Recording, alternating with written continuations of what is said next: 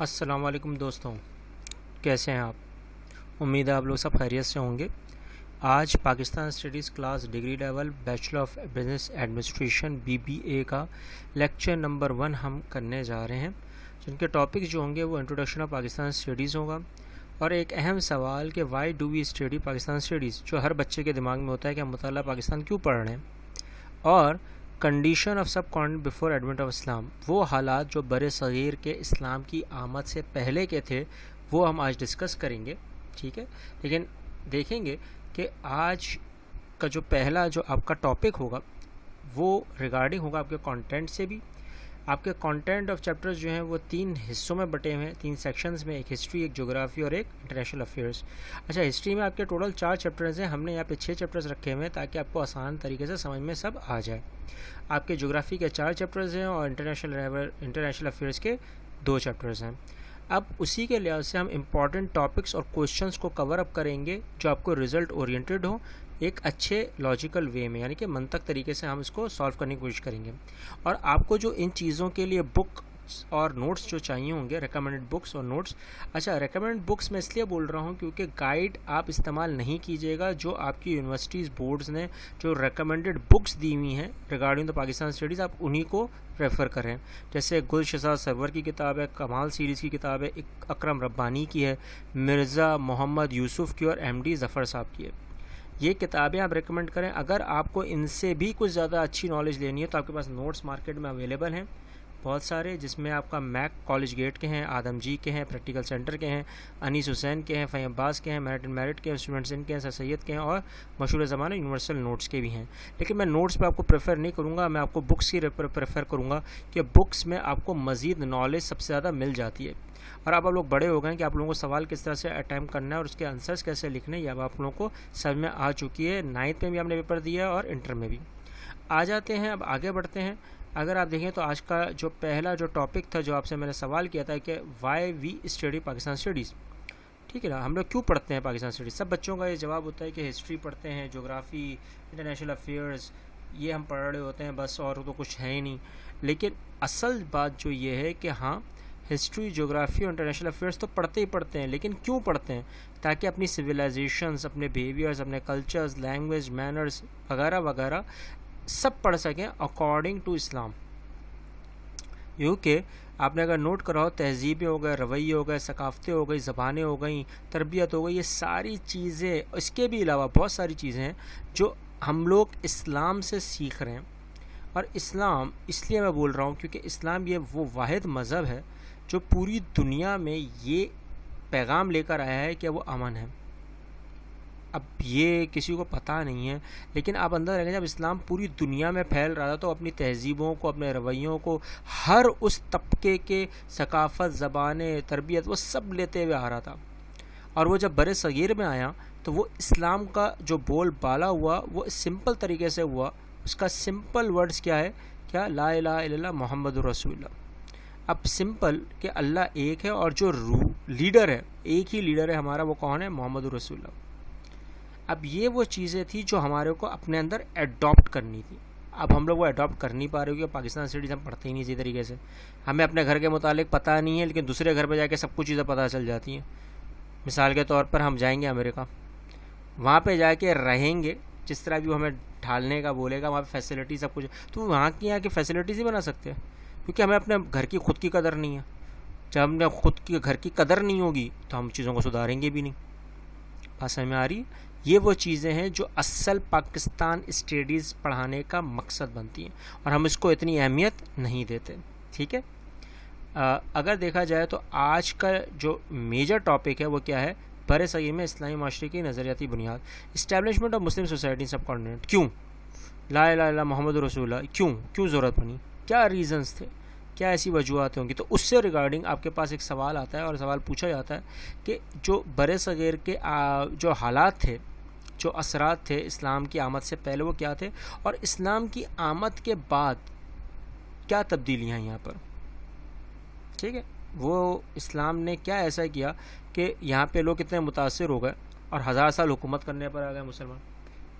کچھ نہ کچھ تو ہوگا نا، کچھ نہ کچھ تو بہترین چیز ہوگی۔ وہ کیا ہوگی؟ اگر آپ نوٹ کریں تو بر صغیر جو آج کی دنیا میں ہے وہ ساؤتھ ایشیا، وہ سب سے بڑے کانٹیننٹ بر اعظم کا ایشیا کا ایک سب کانٹیننٹ ہے، 1/4 حصہ۔ اب اندازہ لگائیں کہ جو اس وقت کے 8 نہیں، جو اس وقت کے 8 ممالک ہیں، اس وقت کے حساب سے وہ ایک پورا بر صغیر تھا۔ تو یہ وہ چیزیں تھیں کہ جو اتنا بڑا تھا، اور یہ پورا علاقہ ایسٹ کو ویسٹ کے ساتھ اور ویسٹ کو ایسٹ کے ساتھ ملا رہا تھا۔ تو مشرق و مغرب اور مغرب کو مشرق کے ساتھ جو ملا رہا ہو تو یہ کتنا بڑا رقبہ ہوگا۔ اور آپ نے اگر نوٹ کرا ہو تو یہیں کے علاقوں میں سب سے اہم چیز پائی جاتی تھی، وہ تھی کیا؟ ڈسٹریبیوشن۔ یہ چھوٹے چھوٹے کمبوں میں اور چھوٹے چھوٹے علاقوں میں، یعنی کہ ریاستوں میں یا خطوں میں بٹے ہوئے تھے۔ ہم صوبے نہیں بول سکتے، یہ صوبے نہیں تھے اس وقت، کیونکہ ہر نظام دوسرے نظام سے الگ ہے، ٹھیک ہے؟ جیسے آج یونائٹڈ اسٹیٹس کا حال ہے، ویسے ہی اس وقت بر صغیر کا حالات تھے، اور ہر راجہ اپنے حساب سے، اپنے پولیٹیکل جغرافیکل حساب سے رہن سہن میں ہے۔ جیسے سندھ ہو گیا، دلی سلطانیت ہو گئی، ریلیجن کنگڈمز ہو گئے، اسمال کنگڈم، یہ سارے علاقے اپنے حساب سے کام کر رہے ہیں۔ اور وہی چیزیں تھیں کہ جہاں پر ہمیں یہ چیزوں کو نوٹ کرنا تھا اسلام کی آمد سے پہلے۔ اگر نوٹ کرا ہو تو وہاں پہ پھر سب سے اہم چیز کیا تھی؟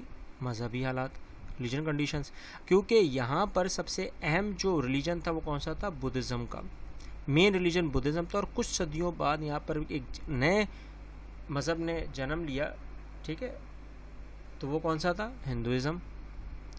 اب جب ہندوازم کا کانسیپٹ جو ہے وہ بدھزم سے ریلیٹڈ ہے، وہی مونکس کا، پادریوں کا، بشپس کا، جو گوتم بدھا کے شاگرد تھے، وہ پہاڑوں پہ گئے، وہ نیچے آئے تو سب سمجھے یہ بھگوان ہیں، پھر انہوں نے جس کو میڈیٹیشن کے دوران ہاتھ رکھا ہے، وہ ایک بہت جنرل ہسٹری ہے، اس کا میں ڈسکس نہیں کروں گا، لیکن میں آپ کو سمجھانے کی کوشش کر رہا ہوں کہ اس وقت کے حساب سے ہندوازم میں 4802 بھگوان، یعنی کہ ہر چیز کو بھگوان مان رہے ہیں، تو اب آپ سمجھ گئے ہوں گے۔ تو یہ وہ چیزیں تھیں کہ جو سب سے زیادہ اہمیت کے حامل بن رہی تھیں۔ اب وہاں اس وقت کے حساب سے جو سب سے کرول جو ایک چیز ہوئی وہ کیا ہوئی، کیونکہ جب آپ اتنے بھگوانوں میں آ جائیں گے تو آپ کی کلاس ڈسٹریبیوشن بھی بڑھ جائے گی۔ اب کلاس ڈسٹریبیوشن بڑھ گئی تو سماج کے لحاظ سے آپ کے پاس 4 میجر کلاسز بنی ہوئی تھی لوگوں کے درمیان، ایک تھے برہمن، شتریاس، وشنوز اور شودراس۔ اچھا، برہمنس پریسٹ ہیں، شتریاس وارئرز ہیں، وشنوز فارمر مرچنٹس ہیں، لیکن سب سے نیچلی کاسٹ جو سب سے غریب تھی غلاموں کی، وہ کون سی تھی؟ شودراس۔ اب ظاہر سی بات ہے شودراس زیادہ ہیں، برہمنس کم ہیں، کیونکہ رولر ہمیشہ کم ہوتے ہیں، غلام ہمیشہ زیادہ رہے ہیں۔ تو اب یہاں پر یہ کانسیپٹ بڑا تیزی سے پھیل رہا تھا، اور کسی کو نہیں پتا تھا کہ یہ کبھی ہوگا، کیونکہ اس کے اوپر اتنی بڑی ہسٹری ہے کہ بس نہیں، اور یہ کوئی ایک دن میں نہیں ہوا ہے، اس میں بھی 700 سال لگے۔ تو اب اندازہ لگائیں کہ یہ بہت ہی زیادہ ہوا ہے۔ اور آپ کو پتہ ہے ہندوز تو بولتے ہیں کہ تو پہلا مذہب تھا دنیا کی آمد سے پہلے بھی، پہلا مذہب ہے، 8000 سال پرانا ہے۔ تو یہ سب ایسا ہی ہے، مجھے نہیں پتا، لیکن مانتے ہیں وہ لوگ، تو اب آپ لوگ بھی سمجھدار ہی ہوں گے۔ لیکن اصل جو بات ہے وہ یہ ہے، یہ 4 گروپس میں بٹے ہوئے تھے، اور سب سے زیادہ نقصان کس کو ہو رہا ہے؟ شودراس کو ہو رہا ہے۔ اب شودراس میں اس وقت کے حساب سے جو ان پورے علاقوں میں سب سے زیادہ قبض کرنے والے جو بندہ تھا وہ کون سا تھا؟ راجہ دھائر، اور وہ کٹر ہندو تھا، اور وہ بدھزم کے اوپر اب ظلم ڈال رہا تھا۔ تو بدھزم والوں نے اس وقت یہ سنا تھا کہ دنیا میں ایک نیا مذہب آ گیا ہے جس کو مسلمس کا، تو کیوں نہ ان کو بلایا جائے، ان کو انوائٹ کیا جائے۔ ان کو انوائٹ کیا گیا تو کس کے لیے انوائٹ کیا گیا؟ ٹریڈنگ کے لیے۔ اس کے علاوہ کوئی حل نہیں تھا، کیونکہ اسلام پوری دنیا میں پھیل رہا ہے، لڑنے کے قابل ہے نہیں۔ تو یہ وجہ تھی کہ وہاں سے پھر یہاں پر مسلمانوں کو انوائٹ کیا گیا، ان سے لڑیں گے نہیں، ان کو انوائٹ کیا گیا۔ انوائٹ کرنے میں جو دوسری سب سے اہم وجہ بنی وہ تھی پولیٹیکل کنڈیشن۔ ایسے سیاسی حالات کے حساب سے دیکھا جائے تو میں نے آپ کو پہلے ہی بتایا ہے کہ یہاں کے علاقے ڈفرینٹ گروپس میں بٹے ہوئے تھے، خطوں میں بٹے ہوئے تھے، ریاستیں خطوں میں بٹی ہوئی ہیں، اور اسلام کی آمد سے پہلے یہاں پہ کوئی ایک سینٹرل گورنمنٹ نہیں ہے۔ اب جب ایک حکومت کا ادارہ نہیں ہے تو یہاں پہ ہر چیز میں اختلاف ہے، چاہے وہ پولیٹیکل ہو یا جغرافیکلی ہو، وہ ہر لحاظ سے ایک راجہ دوسرے راجہ کے اوپر اٹیک کرنے کے لیے ریڈی ہے۔ تو یہ وہ چیزیں تھیں جو سب سے زیادہ اسلام کو یہاں پر آنے پہ لوگوں کو متاثر کی۔ اچھا، پھر اگر دیکھا جائے تو سب سے اہم جو بات آتی ہے وہ کیا ہے کہ ہر کوئی اب ڈیفیٹ کرنے پہ لگا ہوا ہے، تو وہ یہ نہیں سوچ کے مار رہا ہے کہ ہم نے کیسے اس کو ہرانا ہے، نہیں، ہم نے اس پر قبضہ ہی کرنا ہے پورا، ٹھیک ہے نا، اپنے ہی لوگ ہیں، قبضہ بھی ہم نے ہی کرنا ہے۔ تو ایک عجیب سی پولیٹیکل کنفیوژن ہے، لیکن تھی اس وقت کے حساب سے، کیونکہ اس وقت کوئی سیاسی ریلیشن کسی دوسرے کے ساتھ نہیں تھا اسٹیٹس کا. اب یہی وجہ ہے کہ پھر تیسری آیت یہ وہ کون سی ہے؟ سوشل کنڈیشن، سماجی اقتصادی حالات. میں نے آپ کو پہلے ہی بتایا وہ 4 کلاسوں میں ڈسٹریبیوٹ ہیں، تو سب نارمل ہے، ان کے بقول سب صحیح چل رہا ہے، لیکن کچھ صحیح لگ رہا ہے. اب جو شودراز میں جو بچہ پیدا ہوا ہے وہ غلام ہی رہے گا، وہ غلام پیدا ہوا تو غلام ہی بنے گا. برہمن کا بچہ ہے، اگر وہ بھلے ہی پاگل ہو، بیوقوف ہو، جاہل ہو، اللہ نہ کرے، تو وہ بھی برہمن ہی مرے گا، یعنی کہ وہ پریسٹ ہی بنے گا، رولر ہی بنے گا. تو ایسا نہیں ہونا چاہیے تھا، لیکن یہ اس وقت کے حساب سے نارمل تھا، سب کچھ نارمل ہے، یہ صحیح ہے بالکل. ٹھیک ہے، تو اب آپ لوگ سمجھ گئے ہوں گے کہ اسلام کی آمد کے بعد سب سے زیادہ اسلام کس نے قبول کیا ہوگا. تو یہ وہ چیزیں تھیں جو اس وقت کے انڈین اسکالرز بھی یہ کہہ رہے ہیں کہ اس وقت کے حساب سے جو انڈیا میں ایسٹرونومی اور ارتھمیٹکس یعنی کہ فلکیات کا اور میتھمیٹکس کا نظام بہت زیادہ تھا. اب وہی زیرو بر صغیر کی ایجاد ہے، اسلام کی ایجاد ایک ہے، 1 نمبر اور وہ زیرو. اچھا، تو پلس اسکلپچر، پینٹنگ اور امبوزنگ یہیں کے تھا. سورڈز بڑی زبردست بناتے تھے. اچھا، یہاں کے جو سندھ میں سندھی تھے اس وقت کے ہندوازم میں، تو وہ سب سے زیادہ سیٹ لوگ تھے ریکارڈس اور اکاؤنٹس میں. تو جب بھی کیشیئر ٹریجری کی متعلق ہوتی تھی تو بیشتر راجا اپنے کیا رکھتے تھے؟ سندھی رکھتے تھے. اور سب سے زیادہ انڈینس کے درمیان میں جو ان کے مذاہب میں بھی مینشن ہے وہ کیا ہے؟ ڈانس. ریلیکسیشن کرتا ہے، ڈانس اور ریلیکس کرتا ہے، چلو مان لیتے ہیں. لیکن اگر میوزک جو ہے، میوزک مین کانسیپٹ جو رہا ہے وہ انڈینس کا رہا ہے، لیکن اس کو تھوڑی بہت فروغیت دینے والے مسلمان بھی ہے صوفیزم کے حساب سے، ٹھیک ہے نا. لیکن ناچنا، ریلیکسیشن، ویسے آج کل کے دور میں تو ٹک ٹاک، اچھا آگے بڑھتے ہیں. اگر آپ نے نوٹ کرا ہو تو اکنامک کنڈیشن، معاشی حالات. اچھا، معاشی حالات میں دیکھا جائے تو آپ نے اگر نوٹ کرا ہو کہ پہلے آپ کو میں نے میپ دکھایا ہوا ہے، تو آپ نے دیکھا ہوگا جب ڈفرینٹ ریجن ہے تو معاشی حساب سے بھی الگ الگ پسے ہیں. کوئی ایک کانسیپٹ نہیں ہے ٹریڈنگ یا بزنس کا. اب وہی بات آتی ہے کہ ڈفرینٹ طریقے سے کوئی سیل کر رہا ہے، وہ اپنے گڈس اگر بیچنا چاہے تو گڈس بیچے، امپروو کا کوئی چانس نہیں ہے، اسٹینڈرڈ آف لیونگ کوئی نہیں ہے. اچھوت وہی بنا کپڑوں کے، برہمن سونا پہن کے. تو ایسا نہیں تھا، کہیں پہ بھی کوئی برابری کا نظام نہیں دکھ رہا تھا. اور یہی وجہ تھی کہ لیبر اور ہارڈ ورکنگ کلاس کو سب سے زیادہ سفر ہو رہی تھی. وہ کون سے تھے؟ انٹچیبلس، اچھوت قوم. اب یہ سب چیزیں دیکھنے کے بعد، سننے کے بعد، اسلام کا کانسیپٹ کیا آیا ہوگا؟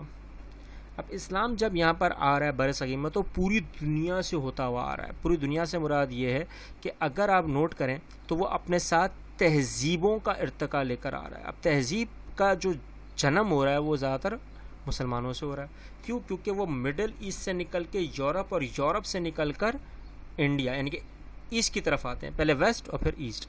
ویسٹ کی طرف جانے کا کیوں ہے؟ کیونکہ ہمارے قرآن یعنی کہ جو قرآن میں جو ڈسکشن ہے وہ سارا کا سارا عیسائیوں کا، سب کا ڈسکشن ہے.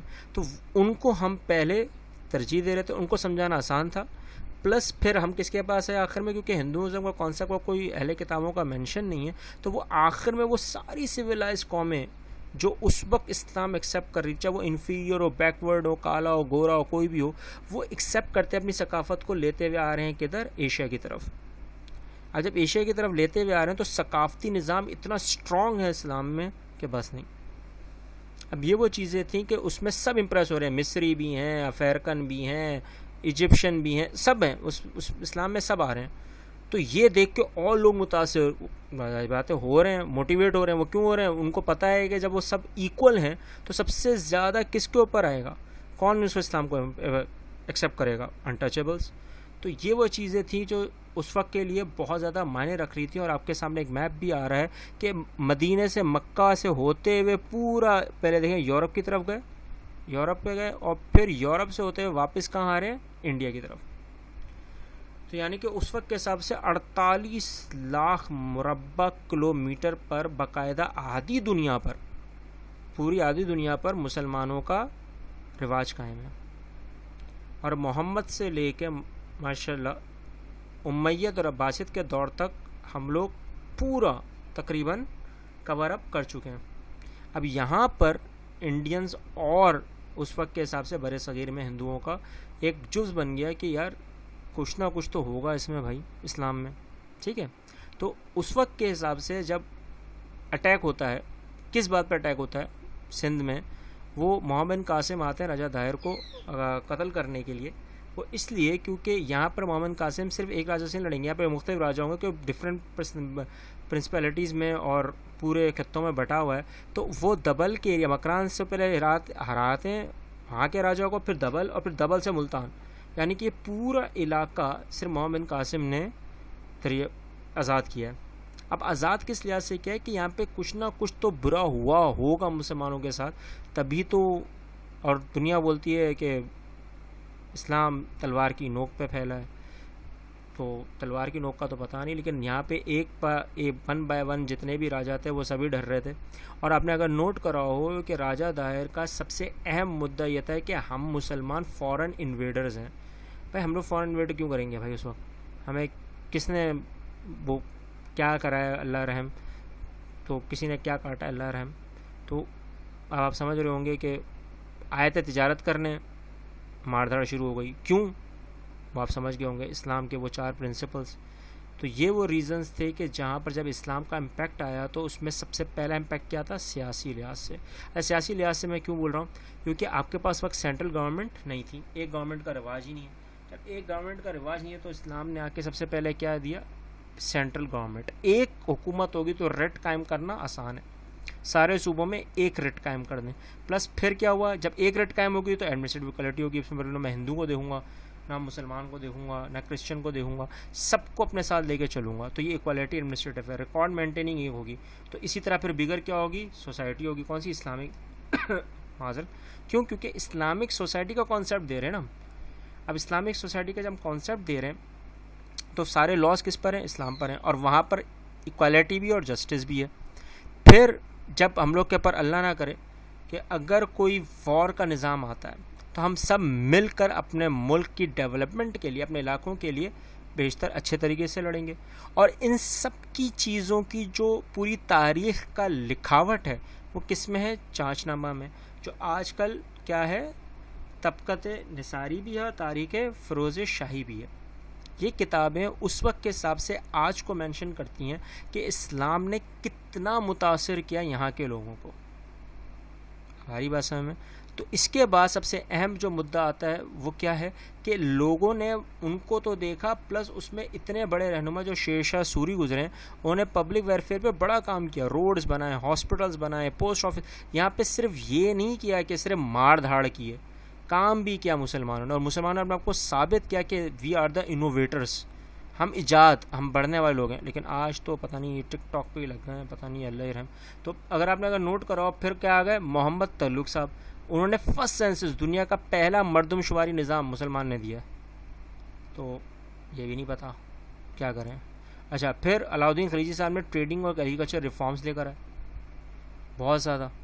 ٹریڈنگ کا نظام کس طرح سے چلتا ہے وہ سارا. اب یہ وہ چیزیں تھیں جو ہم نے خود کی ہیں، لیکن آج تو پتہ ہی نہیں ہے. چلو پھر سوشل امپیکٹ اگر دیکھا جائے تو سماجی اور اقتصادی اثرات. اچھا، اس میں حساب سے دیکھا جائے تو اس وقت کے حساب سے 4 کلاسیں تھی. اب ایک سینٹرل گورنمنٹ ہے تو سب ایک جماعت پر ہو گئے، ٹھیک ہے نا. اب سب ایک جماعت ہے، ایک معاشرہ، ایک سوسائٹی ہو گئی.